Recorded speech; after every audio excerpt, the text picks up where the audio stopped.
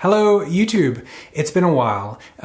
This lesson in this video is going to be on Giuliani's 120 right-hand studies, so you can zoom on to that if you want to right away. Otherwise, I wanted to just say hello because it's actually been quite a while since I published on YouTube. I mean, I've had some videos published, but they were pre-recorded maybe 9-12 months ago when I had hair, and during that time I was going through about 2 years of cancer treatments.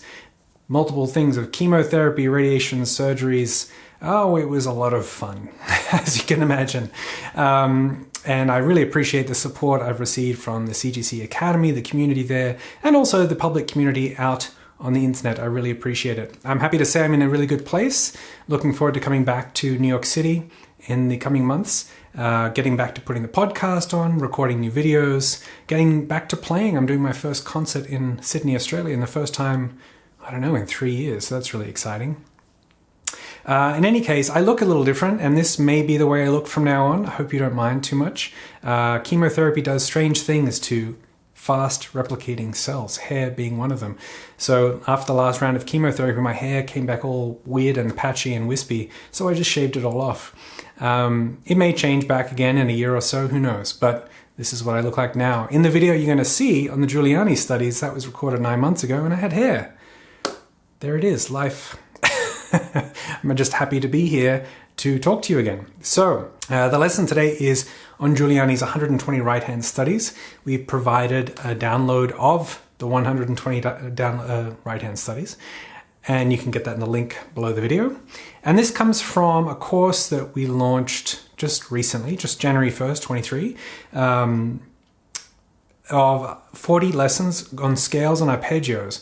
And I had a great time filming these lessons. One of the biggest surprises was how many fingering concepts, left hand and right hand fingering concepts, can be taught and explored through scales and arpeggios. Often we come across problems in a piece of repertoire. How do I do this, or how do I do that, or what is a common practice for approaching a certain problem that we encounter? Well, a lot of these were actually solved through these scales and arpeggios. So that was actually a really wonderful exploration for me as a teacher and a player. And that course exists inside Classical Guitar Corner Academy now, over 40 lessons and 8 grades. So here is a lesson on Giuliani's 120 right-hand studies. The 120 Studies by Mauro Giuliani has become a very popular collection of right-hand arpeggios. In this set, you'll find that there are 120 short studies where we cycle between the harmonies C major and G7. And within those harmonies, we find different right-hand patterns. So, for instance, the first one we come across in Unit 4 is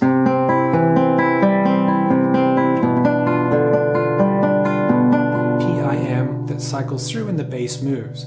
And then the following one is P-I-A, P-I-M, P-I-A, P-I-M. So they vary slightly, involving different fingers, different permutations and figurations. And as you come to know Giuliani's music more and more, you'll see that many of these arpeggios find their way into his music. And the idea, of course, is to practice these so that when you come across them in the music, you're already familiar with them and we can focus on making music rather than learning these particular patterns. In addition to that, we can use these almost like scales, practice things like tone quality, balance of sound and dynamic in the right hand, speed, and actually the left hand gets quite a workout in these exercises, so it's quite valuable for the left hand, even though it's quite specifically 120 right hand studies. So let's have a look at how we might use any of these studies. I'll use the 3 studies from Unit 4 as an example, but you can apply these principles to any of the ones that come up all the way through to Unit 10. First and foremost, we want to become familiar with arpeggios and these figurations in the right hand. P-I-M, P-I-M.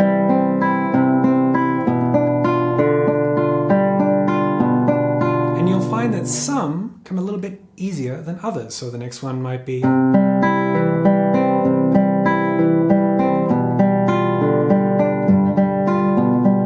brings a number of different challenges in the bass and the A finger. And then finally we have the reverse. We have P-M-I.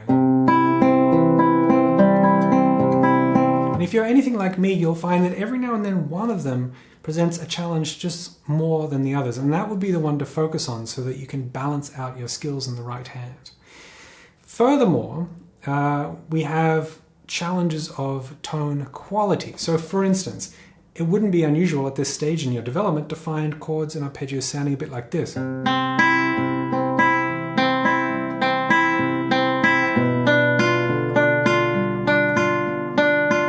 Where maybe the thumb is very soft, maybe the I finger's one tone, and the M finger's another tone. So in this instance, we've got two challenges. We want to first get a nice balanced sound. So we could just use our ear to try and match the sound quality of each of these notes. As opposed to,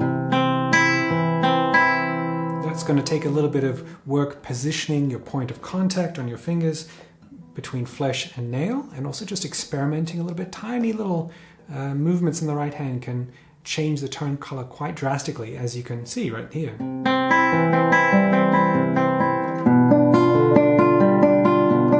I'm doing is very small movements in the right hand, so you can experiment with that to get a nice balanced and consistent tone across all three notes.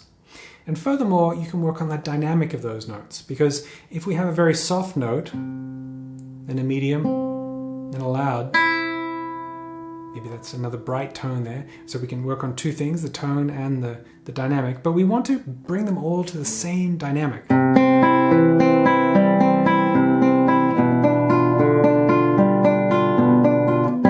So they're nice and loud and full. In order to do that, you can actually cycle through each finger and see if you can bring it out louder than the other. So you're getting a control, you're developing a control of your right hand fingers. So for instance, we could start with the thumb. So we could go loud thumb, soft I, soft M. Loud, soft, soft.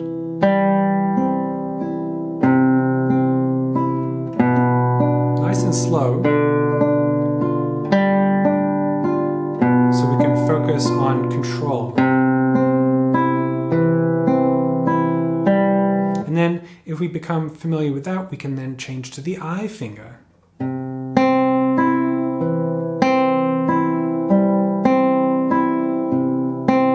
Doing is just putting a bit more energy, a bit more follow through in the I finger and being very soft on the other fingers.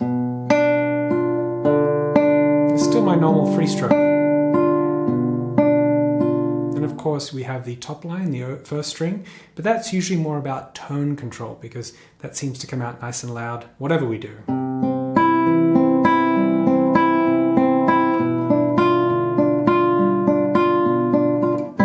So you can see we've already broken up these simple arpeggiated patterns and started to use them a bit more strategically. Now another aspect that comes into play has more to do with the left hand really than anything else, and that is keeping a steady pulse and making good transitions between each measure. What can happen often is this. You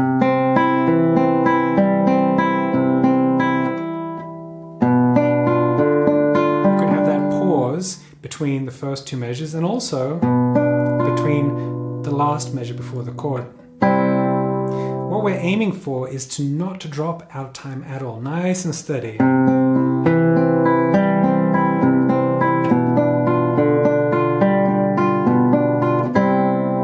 Now a little secret here, which starts to become more and more present in our playing, is that we don't have to have our fingers down at the same time. A lot of people tend to aim for chord or down at the same time and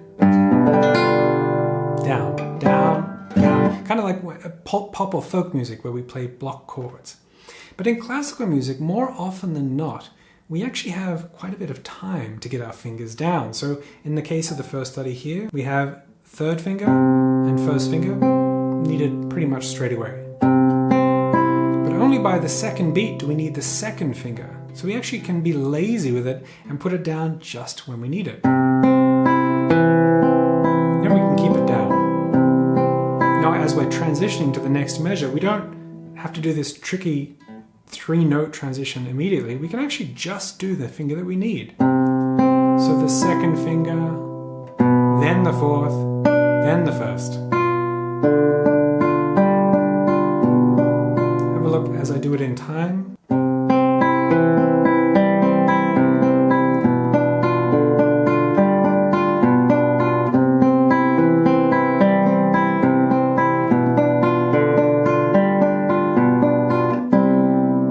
Now, if you were paying very close attention, you also may have noticed that I was lifting my fingers in the left hand.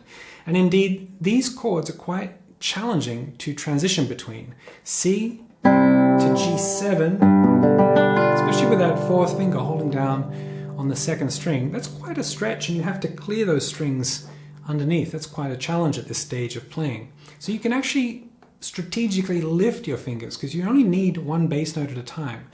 This is pretty clear and useful in the second study here.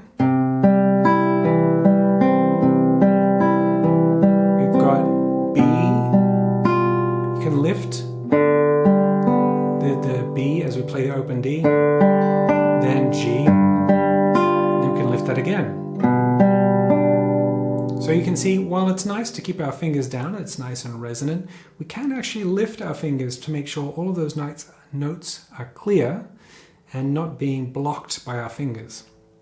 Giuliani's guitar, when he wrote these, was actually a smaller scale instrument, not so small as a ukulele, but not as big as a modern classical guitar. So these chords would not have been such a challenge on that instrument. In fact, I've seen several people rewrite these studies with the same right hand figurations, but easier chords in the left hand. But I like to keep C and G7 because they give another level of challenge for us to look at and work on as we're going through. Let's look at the third one just to see if we find anything interesting. Well, from the get-go, we just need that one C, then the first finger, then the second finger, then only the second finger, then the F, then the D. It's very sequential.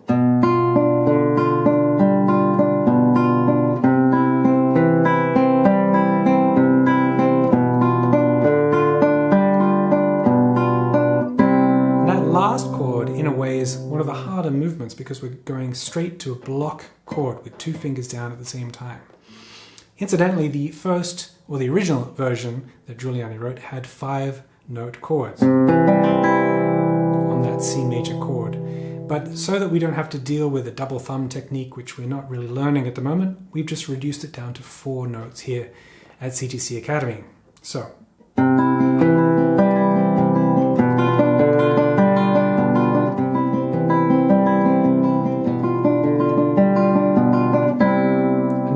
solid block chord there at the end.